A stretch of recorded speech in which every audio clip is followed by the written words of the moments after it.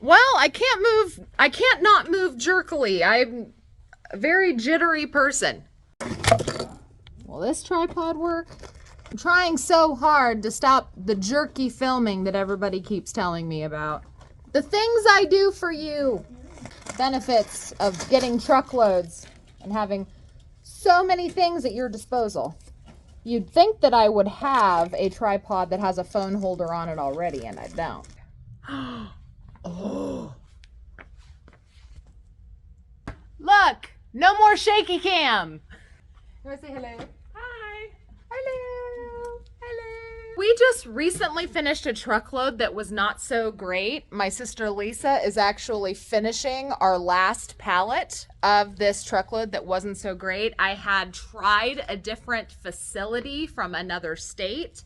I will do that from time to time. When new facilities open, you sometimes get a chance to get really good stuff at a really good price, or you end up finding out that that facility is just not that great. So I was curious to try out this new facility because their prices were really good, and they had a lot of 7-foot FC loads that I really, really like. I love FC loads, mostly because it's all brand new products. You don't have to worry about stuff, you know, showing up broken or damaged. And FC loads are really hard to come by sometimes. There's like fluctuations in the market where FC is just like non-existent. So when I have an opportunity to get a full truckload of FC, I'm likely to take it. I'm a little bit more hesitant when it's a new facility, but big risk equals big rewards most times. So I tried this new facility and I just wasn't impressed with it.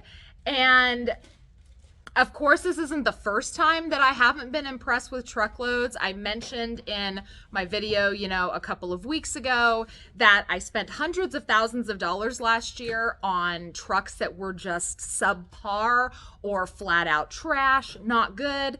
And on that video, I received a lot of comments from viewers that were encouraging me to essentially put these companies on blast, to leverage my social media following to try to get some sort of a refund, and just basically an overall theme of tell us who it is and we ride at dawn. You know what I'm saying? And so what I wanted to talk about today was why I don't badmouth any companies publicly, even though I could.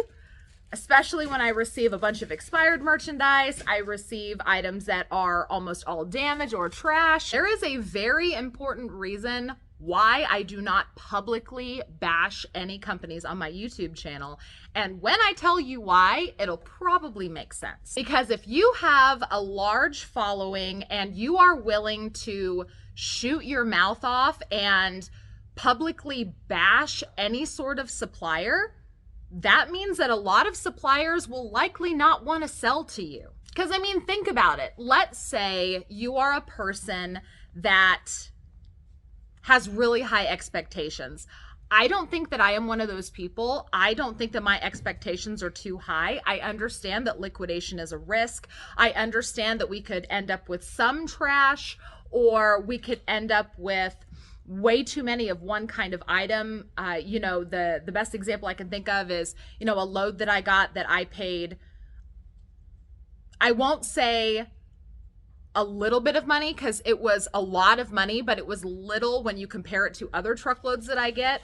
You know, I spent $15,000 on a load that was about 75% trash.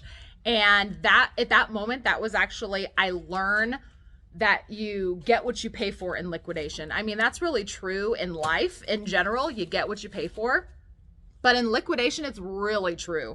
I am more than willing to pay more for a truckload now when I know that it's not going to be really low quality. If someone wants to sell you a budget load at a good price, just avoid it completely. Let me just give you that bit of advice. Or, you know, when I got that truckload that was, you know, 10 out of 24 pallets was expired recalled COVID tests. You know, if I had one pallet of expired COVID tests, okay, I'll just write it off. But when there's that much, that's where my expectation is, okay, so much of this truckload shouldn't have been this one thing that I can't sell. So going back to what I was starting to say, you could have someone that has unrealistic expectations, and you could give them a load that any other reasonable person would deem a decent or a good load. But this person is just somehow dissatisfied. So they will just go publicly put on blast this company that sent them a bad load. Well, something else that I have learned is that the liquidation world is very, very tight knit. There is a lot of people that talk behind the scenes. There are a lot of people with warehouses that connect with other people that have warehouses. It's very, very tight knit. So if I were to badmouth somebody publicly and put them on blast, their friends or other people in the community that sees me putting these companies on blast, they might not sell to me for fear of the same thing happening to them. If you want to ask me in private, where did these truckloads come from? I will absolutely tell you, but I am not going to leverage my public platform, nor will I blast out publicly on social media any company that does me wrong, because frankly, I want to continue getting truckloads. I know that I talk all the time about my friend Damien being my primary supplier. He absolutely is.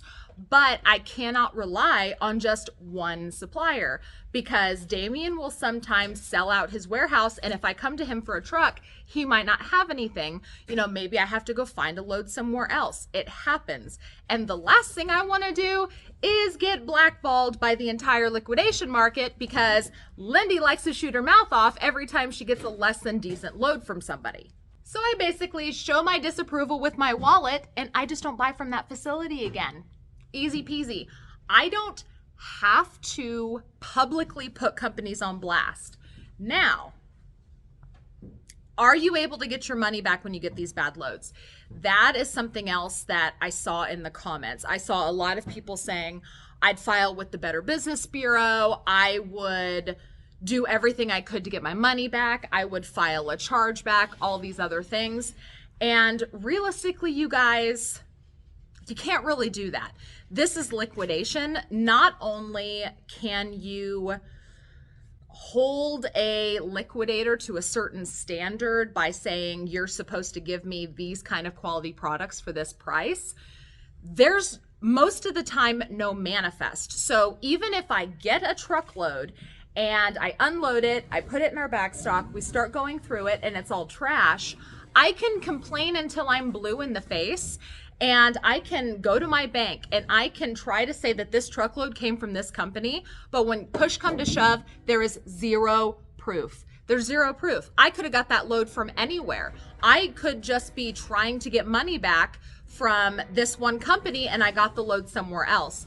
It's very, very hard to prove that a particular supplier gave you a particular load.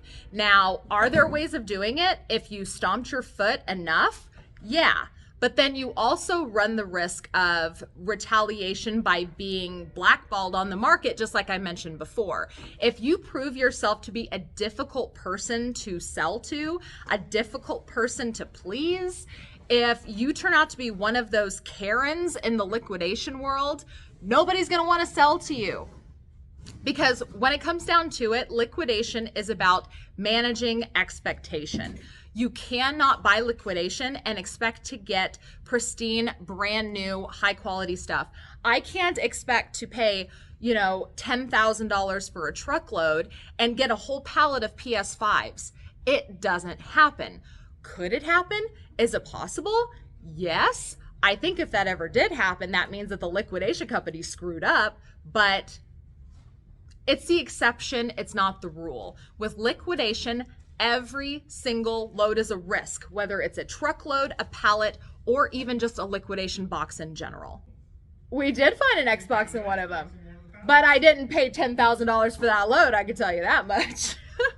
Yeah, we find good stuff in loads, don't get me wrong. The one that we, you know, just unloaded that I got from Damien, it was that double stacked load with all the boxes. I showed it in the truckload video that I posted last Wednesday, but right on top there was a Samsung Jet 90 vacuum, stick vacuum. And I showed it on the video. I'm like, ooh, a Samsung vacuum. I didn't realize that that was a $595 vacuum just right on top of the pallet. And that's a you know, not much under what I paid for the entire pallet. So essentially that selling that vacuum, of course, I'm not going to get $595 for it, but the value of that vacuum is almost as much as I paid for that whole pallet. So you win some, you lose some. Some pallets you win, some pallets you lose. Liquidation is all a gamble. I've been saying that for years, and I have done nothing more than learn that over and over again, buying whole truckloads of liquidation. Oh yeah, that truckload video will be up here. Up here. I always forget what side it's on. So in closing, you get what you get, you don't throw a fit.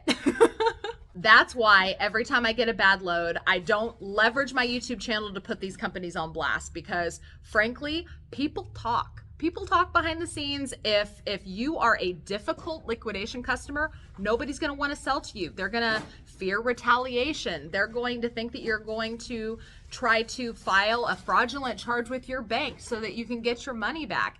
They're going to think that you are going to not only publicly shame them as a company, but you're also going to privately shame them as a company, and they're not going to want to take the risk to sell to you to protect their brand. Do I know who some not so great companies are? Yes. Will I never buy from them again? Yes. When people ask me, do I tell them? Yes.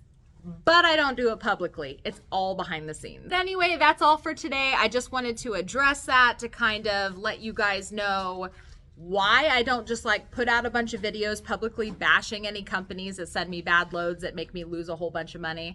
If you were curious as to why, that is why. Thank you so much for watching. If you like this video, make sure to give it a thumbs up before you leave. Don't forget to subscribe if you haven't already, and ring the notification bell. That way you're notified whenever I post a new video.